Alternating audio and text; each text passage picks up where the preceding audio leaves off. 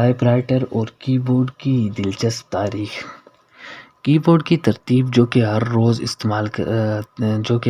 استعمال کرتے ہیں کی کہانی کافی قدیم ہے۔ کچھ لوگوں کا کہنا ہے کہ کی بورڈ کی ترتیب خود کی بورڈ کی ابتدا سے بھی پرانی ہے، اور کچھ کا خیال ہے کہ کی بورڈ ٹائپ رائٹر کے متغیرات میں سے ہے۔ تاہم دلائل کے اعتبار سے کہانی کا آغاز 1875 سے کرتے ہیں، جب کرسٹوفر شولز نے ایم ایس ڈنسمور کے اشتراک سے پہلے سے موجود کی بورڈ میں کچھ جدت طرازی کا اطلاق کیا تاکہ حروف کی ترتیب بہت زیادہ قریب نہ ہو اور پیچنگ بازر مخالف سمت میں آئے۔ کی بورڈ کی مقبول ترتیب جو ہم متعدد مواقع میں استعمال کرتے ہیں QWERTY کہلاتی ہے، جو کہ پہلے 5 حروف کو کی بورڈ کے اوپر والے بائیں کونے میں جوڑ کر بنائی گئی ہے۔ کی بورڈ کی ترتیب کے پیچھے جو کہ عجیب بات ہے، کوئی سوچ یا نظریہ کار فرما نہیں ہے، بلکہ ایک ابتدائی ڈیولپرز کے واقعات اور ٹیسٹ شامل ہیں۔ ڈیولپرز ایک ایسے نظام کی تلاش میں تھے جو نہ صرف کارآمد ہو بلکہ ٹائپسٹ کے ہاتھوں کے لیے آرام دہ بھی ہو۔ QWERTY کو ابتدا میں متعارف کرانے کے بعد نظام نتیجہ کے طور پر اسی ترتیب سے جڑا رہا، اور یہ ترتیب لوگوں کے ذہنوں میں رچ بس گئی۔ اگر ہم ٹائپنگ کی تاریخ کے مزید اوراق پلٹیں تو ہمیں معلوم ہوگا کہ ٹائپ رائٹر کی وہ اقسام جنہیں آج کے دور میں بسہولت نہیں سمجھا جاتا، وہ 1740 کے دور کے تھے۔ بعد کے سالوں میں مشین کو کئی اختراع نے مزید سہولت اور آسانی کے لیے دوبارہ ایجاد کیا۔ تاہم ایک بڑے تجارتی پیمانے پر ٹائپ رائٹر کو متعارف کرانے کا سہرا تاریخی طور پر شولز کے سر جاتا ہے، جس نے اپنی پوری زندگی اس مشین کی ترتیب کو انسانی زندگی کا حصہ بنانے کی کوشش میں صرف کر دی۔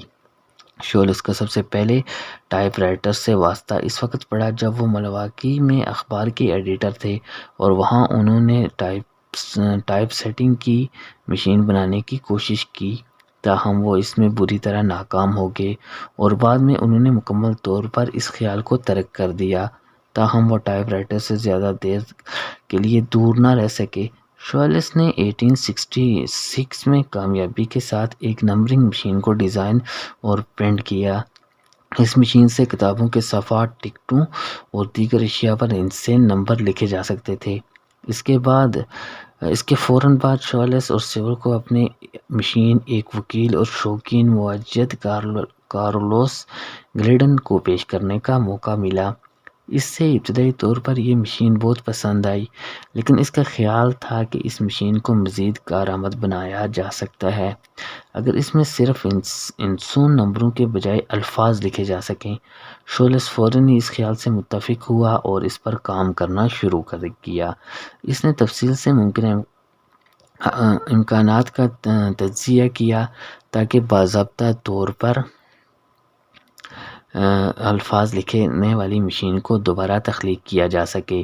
شولز کو بالآخر 1867 میں بڑی کامیابی ہوئی جب سائنٹیفک امریکن میں ایک مضمون اس کی نظر سے گزرا جس میں مشین کے نمونے جسے جون پرات نے پتر ٹائپ کہا پر روشنی ڈالی گئی تھی۔